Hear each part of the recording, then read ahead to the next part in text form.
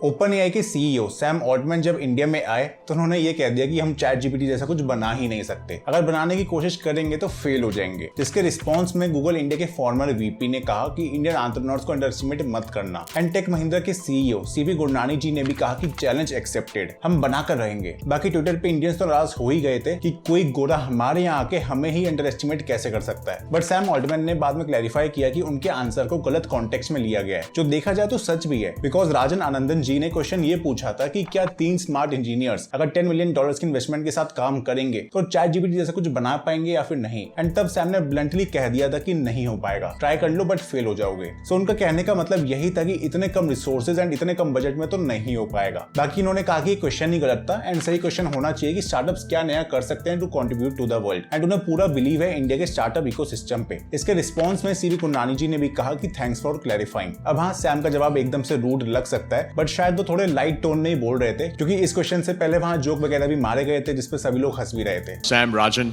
here from Peak 15 Partners. Still yesterday was Sequoia Capital. Peak 15. I got some questions for you. Yeah, I know. You're on the hot seat today, not me.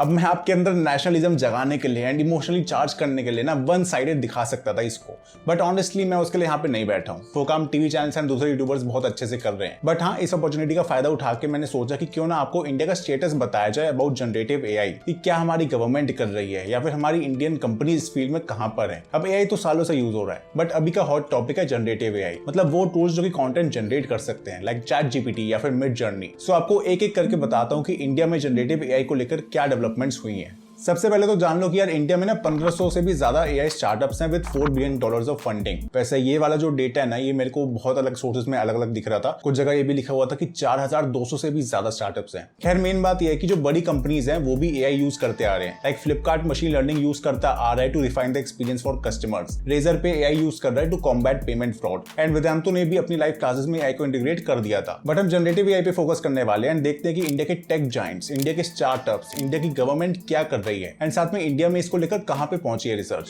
अब आप ये बात तो जानते हो कि India पूरी दुनिया का बैक ऑफिस बना हुआ है। आई मीन अमेरिकन और यूरोपियन कंपनीज अपना काम इंडिया की आईटी सर्विसेज कंपनीज को आउटसोर्स करती हैं, क्योंकि ऑब्वियसली यहाँ पर सस्ते में हो जाता है और इंजीनियर्स की भी कोई कमी नहीं है। तो इसके पॉजिटिव साइड भी है एंड थोड़ा सा नेगेटिव साइड भी। पॉजिटिव तो ये है कि इंडिया की आईटी इंडस्ट्री ने हमारी इकोनॉमी को बहुत सपोर्ट किया है। एग्जाम्पल के लिए इंडिया के आईटी सर्विसेज के एक्सपोर्ट्स की वैल्यू $100 ऑफ बिलियन में जाती है, जो बहुत बड़ा शेयर है हमारे ओवरऑल एक्सपोर्ट्स का। बट इसकी नेगेटिव साइड ये है कि हाई स्किल्ड वर्कर्स की थोड़ी सी कमी हो रही है, क्योंकि बहुत सारा काम जो किया जाता है वो रेपिटेटिव है एंड बोरिंग है एंड इसके लिए ज्यादा स्किल्स की रिक्वायरमेंट नहीं होती। इसलिए आप इस ग्राफिक में भी नोटिस करोगे कि TCS, Infosys, Wipro and HCL जैसी कंपनीज में low skilled and medium skilled workers बहुत है बट हाई स्किल्ड कम है। और चैट जीपीटी जैसे टूल्स के आने से यही लो स्किल्ड वर्क शायद एआई कर लेगा। अगर अमेरिकन एंड यूरोपियन कंपनीज का काम ये जनरेटिव एआई टूल सस्ते में कर देंगे तो फिर हमारे आईटी एक्सपोर्ट्स का क्या होगा, उस पर तो बहुत ज्यादा इफेक्ट पड़ने वाला है। इसलिए हमारी आईटी कंपनीज खुद के जनरेटिव एआई टूल्स बना रही है एंड माना जा रहा है कि यही नेक्स्ट बिग रेवोल्यूशन होने वाला है। एग्जांपल के लिए टीसीएस, जिसपे ऑलरेडी 40 सालों का एक्सपीरियंस भी है एंड साथ में डेटा भी खूब है, वो कोड जनरेशन के लिए चैट जीपीटी जैसा एक टूल बना रहा है, क्योंकि वो इस टूल से क्लाइंट्स का काम जल्दी करना चाहते हैं एंड किसी थर्ड पार्टी टूल पे रिलाई भी नहीं कर सकते, क्योंकि जो थर्ड पार्टी टूल्स हैं वो किसके डेटा पे ट्रेन हुए हैं वो हमें नहीं पता, तो उसमें कॉपीराइट के इश्यूज आ सकते हैं। इसलिए टीसीएस ने डिसाइड किया कि जो उनका खुद का डेटा है उस पर ट्रेन करके वो अपना खुद का टूल बनाएंगे, सो दैट उनके ग्लोबल क्लाइंट्स को कोई प्रॉब्लम फेस ना करनी पड़े। इसके लिए वो प्रॉम्प्ट इंजीनियर्स की ओपनिंग भी स्टार्ट करने वाले हैं, बेसिकली वो लोग जो कि एआई टूल से काम करवाएंगे। मैंने इस पे एक सेपरेट वीडियो भी बना रखी है, वो देख सकते हो। उसके अलावा इन्फोसिस ने भी टोपैज लॉन्च कर दिया है जो कि जनरेटिव एआई पे बेस्ड है एंड क्लाइंट्स उसमें काफी इंटरेस्ट दिखा रहे हैं। बाकी इन्फोसिस तो अर्ली कंट्रीब्यूटर एंड डोनेटर भी रहा है ओपन एआई की लैब में। अब सैम ऑल्टमैन के कमेंट्स के बाद मैं देख रहा हूँ कि काफी कंपनीज ने सामने आकर कहा है कि वो इस स्पेस में वर्क करेंगी। लाइक ज़ोन ने स्पेसिफिकली मेंशन किया है कि वो अपना लार्ज लैंग्वेज मॉडल बनाएंगे just like GPT. Tech Mahindra ने एक एआई थिंक टैंक एस्टैब्लिश किया है which is working with professors and government to figure out कि इंडिया को कैसे ट्रांसफॉर्म किया जा सकता है। चलो ये तो हो गई बड़ी कंपनीज, बट इंडिया के स्टार्टअप्स क्या कर रहे हैं जनरेटिव एआई को लेकर। सो रिसेंटली बायजूस ने Badri, teacher GPT and math GPT launch करा है, जो कि स्टूडेंट्स की परफॉर्मेंस एनालाइज करेगा एंड उनके मैथ्स डाउट सॉल्व करेगा और थोड़ी सी पर्सनलाइज्ड अटेंशन भी देगा। जोमैटो भी जनरेटिव एआई को अपनी ऐप में ला रहा है, जहां customer support, product photography, notification, search सब में ये यूज होने वाला है। मेक माई ट्रिप ने माइक्रोसॉफ्ट के साथ कोलैबोरेट किया है एंड वो जनरेटिव एआई का यूज कर रहे हैं to create create travel packages according to the need of the customers. An Academy ने Cohesive.so को लॉन्च किया है, जो कि जनरेटिव AI टूल है for content generation like blog post, YouTube scripts, Instagram captions etcetera. फिर फिनटेक फर्म वेलोसिटी ने ChatGPT based chatbot launch किया है जिसका नाम है Lexi, एंड इससे उनके क्लाइंट्स को डेली बिजनेस रिपोर्ट्स मिलती है व्हाट्सएप पे। फिर हमारी गवर्नमेंट क्या कर रही है AI को लेकर, ये भी जान लेते हैं। तो इंडिया में सबसे पहले तो एग्जिस्ट करता है एक वेब पोर्टल जिसका नाम है इंडिया AI, एंड इस पे आपको सारे ऑफिशियल अपडेट्स मिल जाएंगे कि हमारी गवर्नमेंट क्या कर रही है AI को लेकर। फिर इनकी राउंड टेबल कॉन्फ्रेंसेस होती रहती हैं, सर्वेस कंडक्ट करते हैं, रिपोर्ट्स पब्लिश करते हैं, जिससे हमें काफी कुछ पता लगता है। Global partnership on artificial intelligence को भी ज्वाइन किया था इंडिया ने, जहां ऑलरेडी 15 कंट्रीज हैं। देन गवर्नमेंट की डिजिटल संसद ऐप पार्लियामेंट में हो रही प्रोसीडिंग्स को ऑटोमेटिकली ट्रांसक्राइब कर सकती है, मतलब जो भी बोला जा रहा है वो स्पीच रिकग्निशन की हेल्प से टेक्स्ट में कन्वर्ट किया जाएगा एंड उसके रिकॉर्ड्स रखे जाएंगे सो दैट मैन्युअली काम ना करना पड़े। फिर कुछ टाइम पहले ही IIT मद्रास के AI फॉर भारत ने माइक्रोसॉफ्ट के साथ मिलकर जुगलबंदी चैटबॉट लॉन्च किया था। ये व्हाट्सएप पे ही चल जाता है और लोकल लैंग्वेजेस में विलेजर्स को गवर्नमेंट की पॉलिसी समझा देता है, and it is backed by Indian government. Then rules को लेकर हमारे यूनियन मिनिस्टर राजीव चंद्रशेखर जी काफी ओपन है। उनके अकॉर्डिंग वो AI की ग्रोथ को रोकना नहीं चाहते और इसलिए वो सिंपल गार्डरेल्स बनाएंगे बट रेगुलेट करने की कोशिश नहीं करेंगे बहुत ज्यादा। बाकी अश्विनी वैष्णव जी ने कहा था कि इंडिया भी ChatGPT का राइवल बना रहा है, जिसके अनाउंसमेंट बहुत जल्द होगी।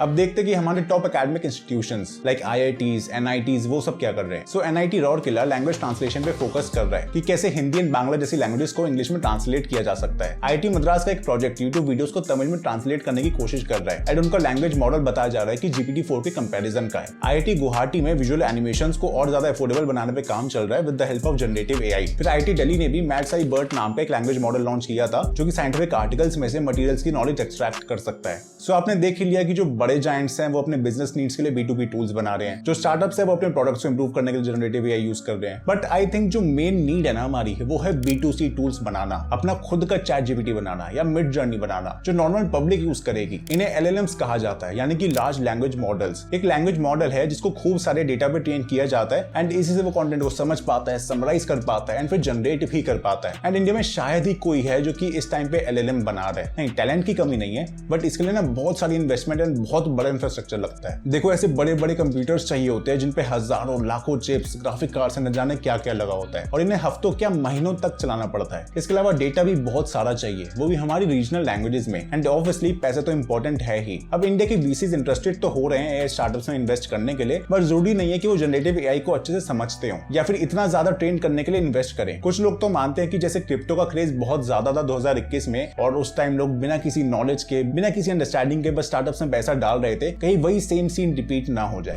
अब आपके मन में एक बेसिक सा क्वेश्चन आ सकता है कि हमें अपना खुद का GPT क्यों बनाना है? ChatGPT सही नहीं है क्या? एंड इंडियन टेक कंपनीज उसी पे बिल्ड करके प्रोडक्ट्स क्यों नहीं बना लेती? सबसे स्क्रैच से बनाने की जरूरत ही क्या है? तो देखो यहाँ पर इशू ना नेशनलिज्म या फिर सेल्फ रिस्पेक्ट से ज्यादा है बायसनेस का। मतलब मैं जियोपॉलिटिक्स में घुसना नहीं चाहता, बट बहुत से ऐसे इश्यूज हैं जिसपे सभी कंट्रीज का अलग पॉइंट ऑफ व्यू रहता है। अब विंस्टन चर्चिल की वजह से बंगाल में फेमिन हुआ था जिसपे 3.8 मिलियन डेथ्स एस्टिमेट की जाती है। यही सवाल अगर आप ChatGPT से डायरेक्टली पूछोगे तो वो नप्पा तुला जवाब देगा, क्योंकि ऑब्वियसली वो एक वेस्टर्न प्रोडक्ट है एंड अपने मेकर्स के अगेंस्ट वो नहीं जा सकता ना। एंड सिर्फ यही नहीं, ऐसे बहुत से इश्यूज है जिन पे कंट्रीज एग्री नहीं करती एंड वो सब बिना किसी बायसनेस के लोगों तक पहुंचना चाहिए। उसके अलावा ChatGPT सॉफ्ट पावर एक्सर्ट करने का भी एक बड़ा तरीका है। ऑलरेडी हम इंडियंस के दिमाग में इंग्लिश बोलने वाले पढ़े लिखे होते हैं, वेस्टर्न प्रोडक्ट सुपीरियर होते हैं, western cities, western lifestyle better होता है, क्योंकि वहां का इतना सारा मीडियम कंज्यूम जो करते हैं, वहां की मूवीज और टीवी शोज देख रहे हैं, वहां के इलेक्शंस में हम इंटरेस्टेड हो रहे हैं, वहां की न्यूज हमारे टीवी चैनल्स में दिखाई जा रही है। तो वेस्ट के पास ऑलरेडी कितनी बड़ी पावर है हमारे थॉट्स को इन्फ्लुएंस करने की। ऐसे में ChatGPT जो शायद आगे चल के मेजर सोर्स बनेगा इन्फॉर्मेशन का, जहां से बच्चे पढ़ाई कर रहे होंगे, सीख रहे होंगे, जहां पे नॉर्मल आदमी जो है वो कोई भी इन्फॉर्मेशन के लिए जा रहा होगा, अगर वो भी वेस्टर्न हुआ तो ये सिचुएशन कोई बेटर नहीं होने वाली। आप क्या सोचते हो इसके बारे में मेरे को नीचे कमेंट्स में बताओ। बाकी अगर आपको 10 जॉब्स के बारे में जानना है जिन पे सबसे ज्यादा खतरा है AI का, तो उसके लिए लेफ्ट वीडियो देखो, एंड अगर आपको ओपन AI की जर्नी जानने की वो कैसे स्टार्ट की गई थी तो उसके लिए राइट वीडियो देखो। ये वीडियो अच्छी लगे तो लाइक करो, चैनल को सब्सक्राइब करो, सारे AI रिलेटेड न्यूज आपको मिलती रहती है। और मैं मिलता हूं आपसे अगली वीडियो में, तब तक के लिए टाटा बाय बाय।